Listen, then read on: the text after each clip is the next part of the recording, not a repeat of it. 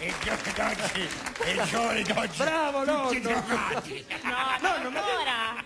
Capello lungo, drogato. No. Capello lunghissimo, drogatissimo. Ma sono dei luoghi comuni. Orecchino, riccione. No, no. Donne che fumano, badracca. No. Tu fumi? Ho smesso. Ma prima fumavi però. Sì. Hai badraccato per tanto. Nonno, ma io la sento un po' strano, però, Perché? Stasera sento un po' Ma strano. non tutti bravi, perché non tutti i giovani sono cattivi. Io Ecco, sono stato con spiegateci un dei po'. ragazzi simpatici, no?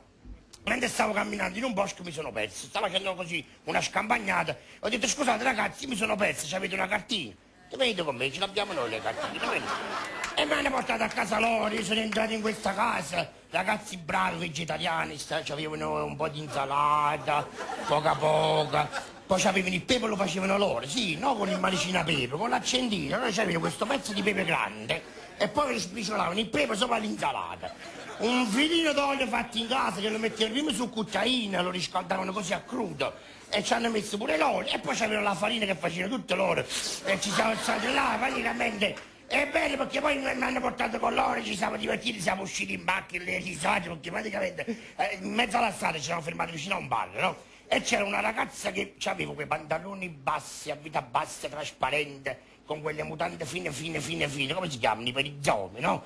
Allora io mi sono messo a guardarla perché la ragazza era una bella ragazza. E quella si è girata, mi ha guardato e ha detto, sei un porco! Tu cammini con culo là fuori, un porco so io, ma come funziona?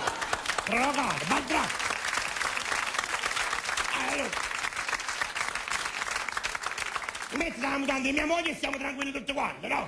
Non lo so. E poi ho detto, scusa, ma perché ti metti poi questi perizomi? Ha detto, guarda che io indosso il perizoma perché è comodo. È comodo. Un filo è comodo.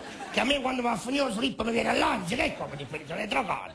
Poi c'avevo questo tatuaggio qua dietro, ho detto, ma perché ti sei fatto il tatuaggio proprio qua dietro? Ho detto, guarda che io ho fatto il tatuaggio qui perché mi piace. Qui. Ma perché lo vedi? Allora io mi compro un quadro e l'appelliere dall'armadio, perché mi piace, no? Poi, perché? Allora se ti piace devo fare il cavolo tatuaggio. E invece questi bravi ragazzi mi hanno portato in un bel posto dove c'era una povera ragazza che mi faceva una pena. Stavo sopra una pedana così, tutta spogliata nuda, ma no perché era badracca, no. C'avevi il prurito, stavo vicino a un bar e cercava di cazzare, vicino a stupare, no? Quello là ci vedevi il prurito e si grattava. I ragazzi gli davano pure i soldi per fare comprare le medicine per grattarsi invece che si grattare. A un certo punto il prurito mi ha preso pure a me e abbiamo iniziato tutti e due a grattarci vicino là con una musica sotto, metta la musica, prende! E abbiamo fatto un bel trocate!